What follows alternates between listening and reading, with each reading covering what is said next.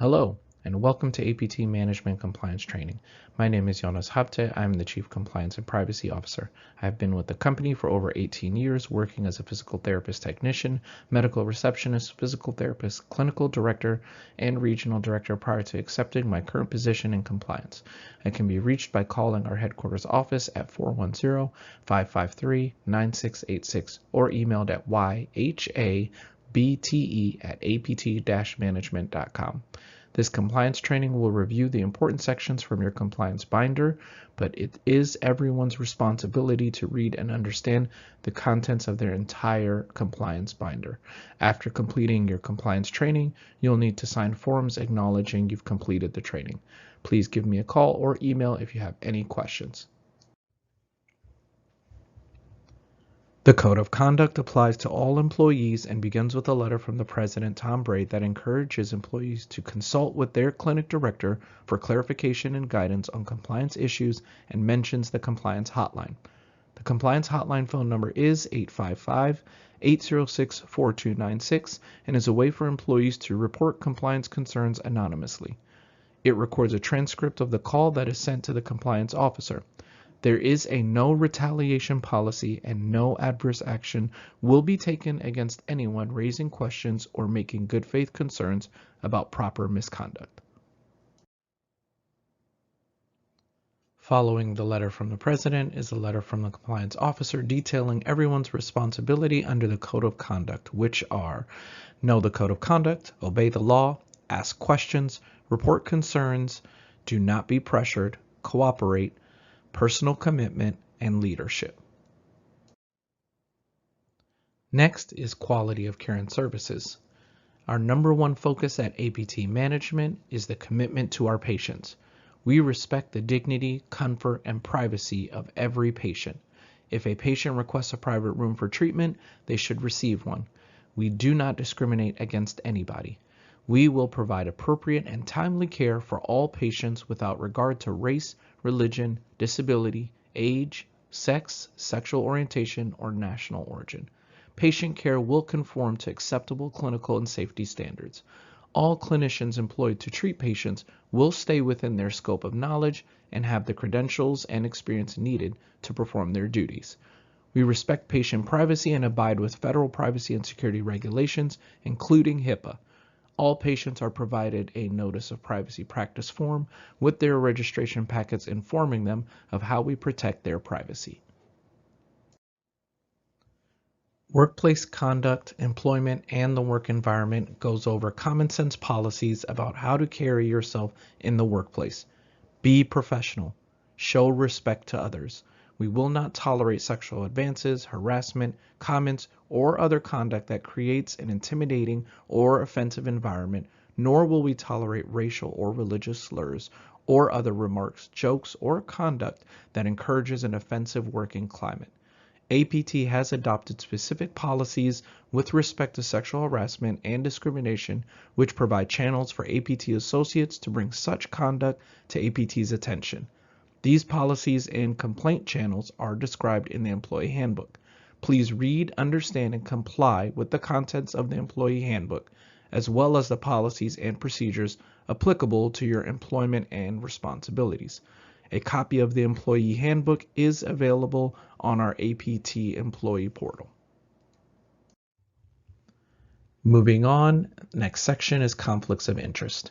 When signing the Code of Conduct, you'll have to disclose any potential conflicts of interest.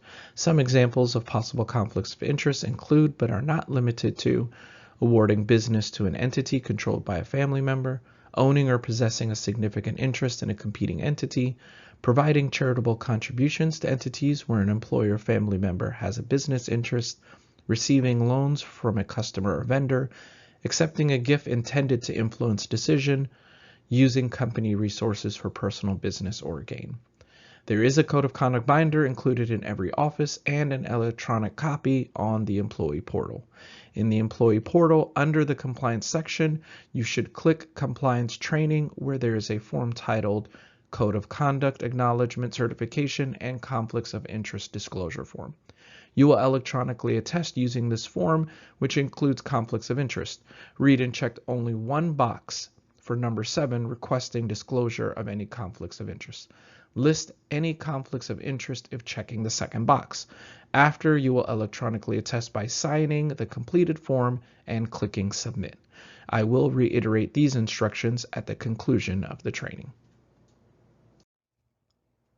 Section 2 is titled Core Compliance Policies and Procedures. Duty to report potential compliance violations and anti-retaliation policy. APT management requires employees to promptly report any known or suspected violations of the Code of Conduct, compliance program, or any of the laws, rules, and regulations by which the company is governed. There are 4 ways to report compliance issues: reporting to supervisors or managers, reporting to the compliance officer, reporting to a member of the compliance committee, or reporting to the compliance hotline at 855-806-4296. The non-retaliation, non-retribution policy states that there will be no disciplinary or retaliatory actions against individuals who report issues in good faith. Good faith means the individual believes the potential violation actually occurred as he or she is reporting it. The non-retaliation, non-retribution policy does not allow employees to avoid punishment for reporting their own violations. However, self-reporting may be taken into account when determining disciplinary actions. Employees who believe they have been retaliated against for reporting violations should report the retaliation as soon as possible to their supervisor, clinic director, compliance officer, a member of the compliance committee, or the compliance hotline. Section 2.5, responding to government inquiries and investigations. This is a very important section that needs to be read by everybody. There is a quick reference guide found at the end of the section. It is company policy to fully cooperate with reasonable requests of government officials. If at any time an investigative demand letter, subpoena, or search warrant is received by an employee, the individual must immediately notify the compliance officer. If the compliance officer cannot be reached, the individual must immediately notify the HR director and president by calling the HR admin office at 410-553-9686. Employees or independent contractors should not release or copy documents in connection with or in response to an investigative demand letter, subpoena, or search warrant without the authorization of the compliance officer. No employee may remove, alter, create, or destroy documents or records, including but not limited to paper or electronic records, in anticipation of or during an investigation. If an investigator or other government representative appears in person, employees should request to see identification and business card or badge. A staff member should then call the government's representative's office to confirm their identity and authority. Staff should provide this information to the compliance officer as soon as possible. A search of the company's premises may not be conducted without a search warrant. A search warrant is a document permitting government agents to search and seize property described in the warrant. If an official shows up with a search warrant, you should ask for a copy or permission to make a copy and immediately provide to the compliance officer. Once a valid search warrant is provided, APT management employees may not stop the search.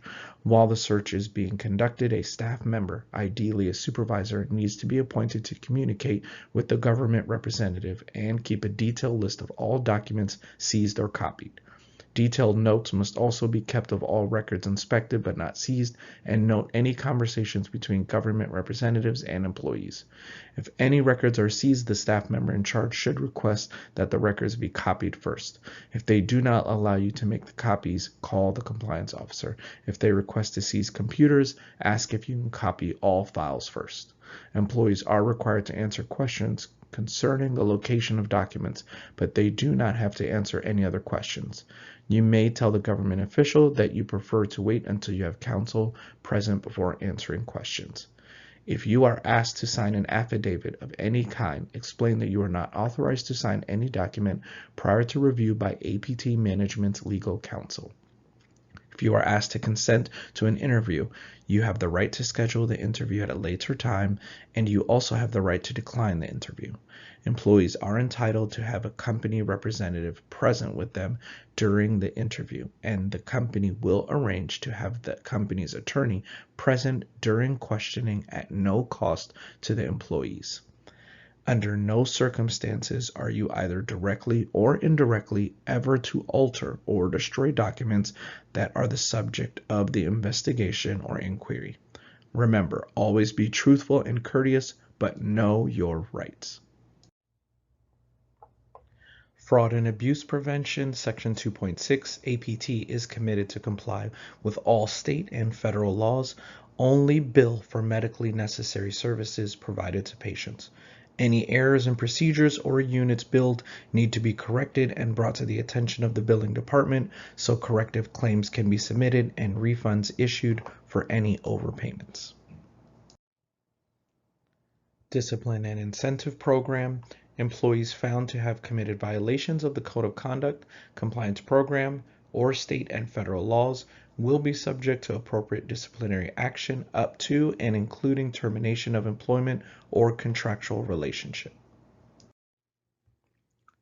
Section 3. Maintaining appropriate financial relationships.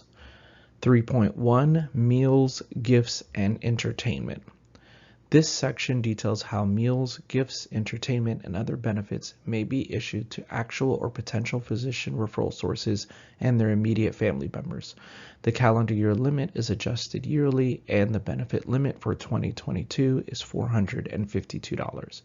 It is company policy that staff members are not allowed to accept cash or cash equivalents, such as gift cards, at any time from patients or referral sources.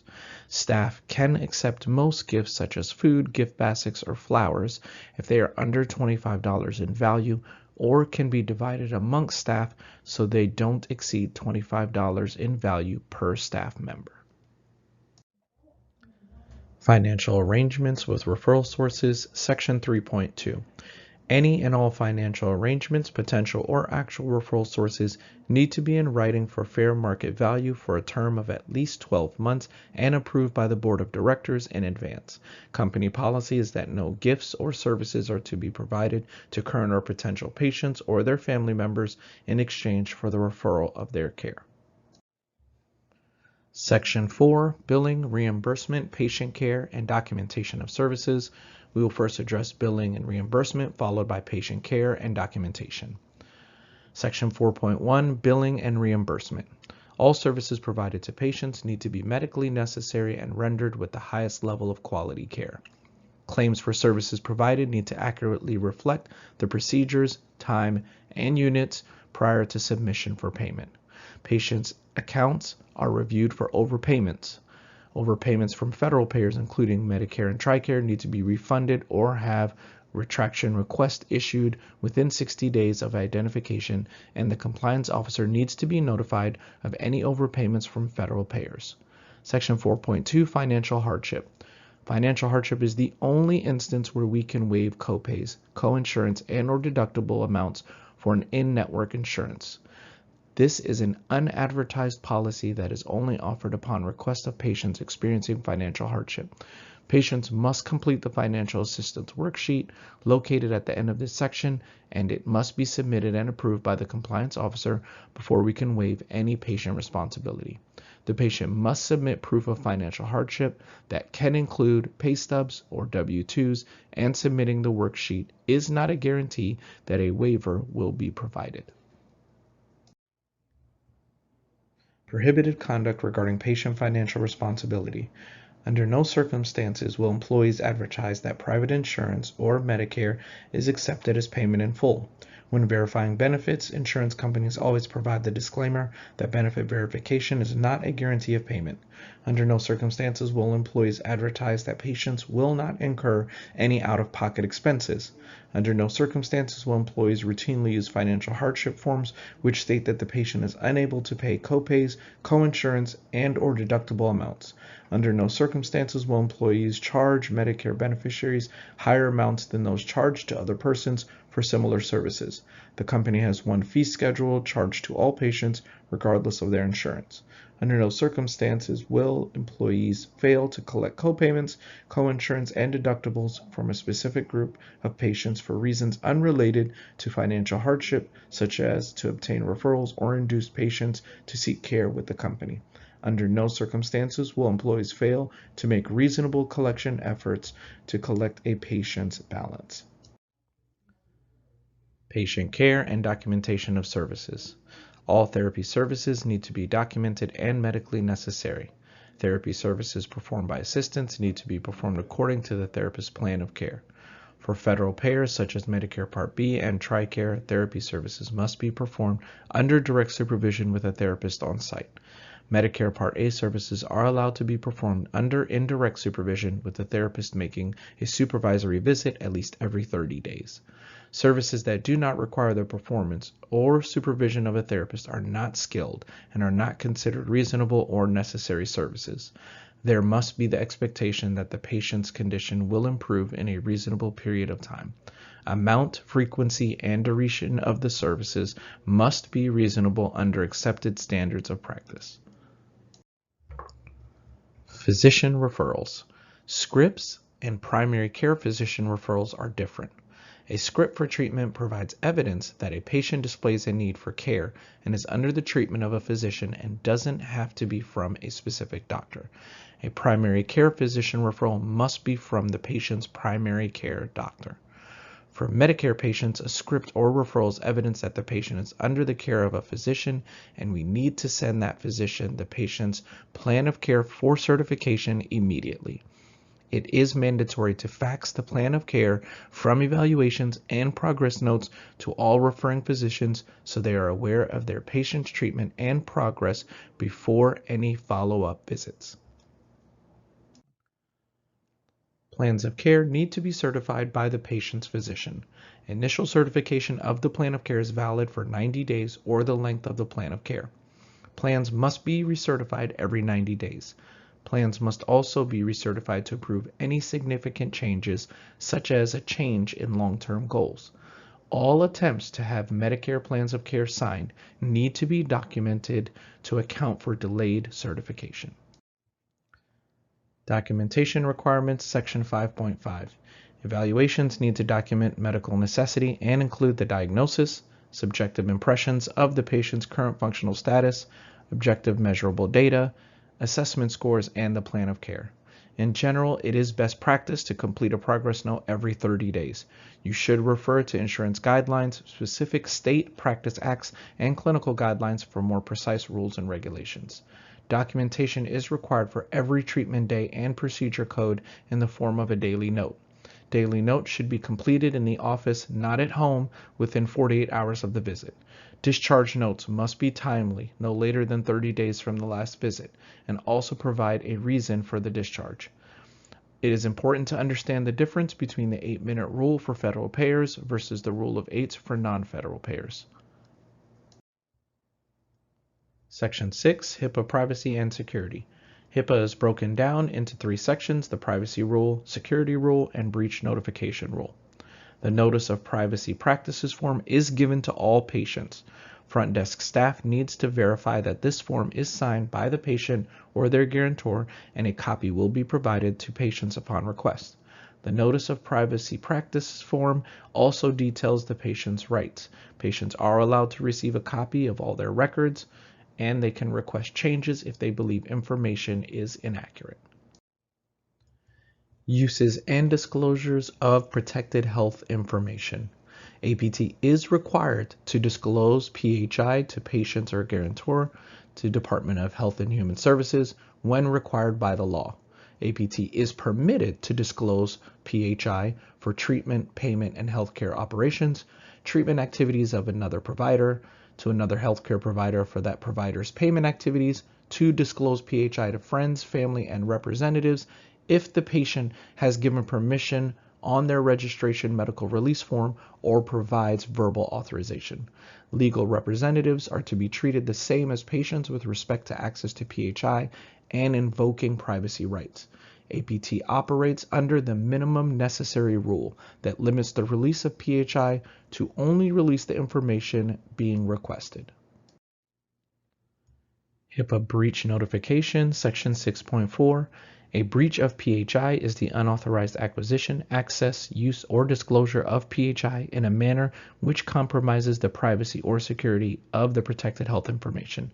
The compliance officer should be immediately notified if a breach of PHI is noticed or suspected. Cybersecurity and the HIPAA security rule.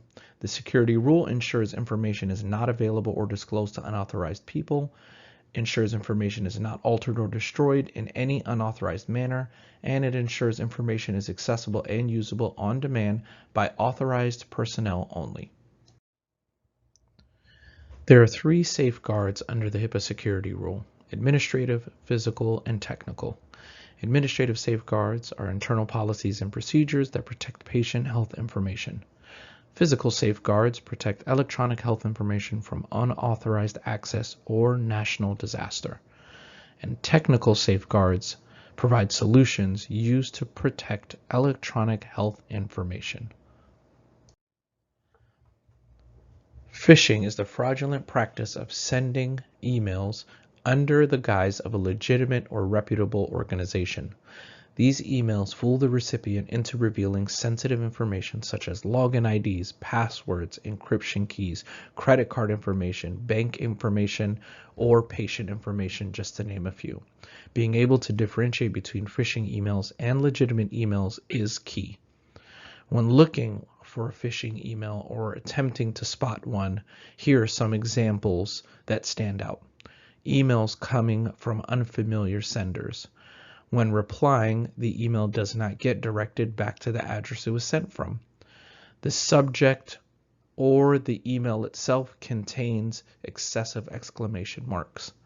It contains a generic greeting, requires the disclosure of a password and or login, contains a link to an unfamiliar website, includes an urgent call to action, explains a dire consequence for not taking action, contains spelling errors, poor grammar, or inappropriate capitalization of words, contains unexpected attachments, or no contact information is supplied, just to name a few.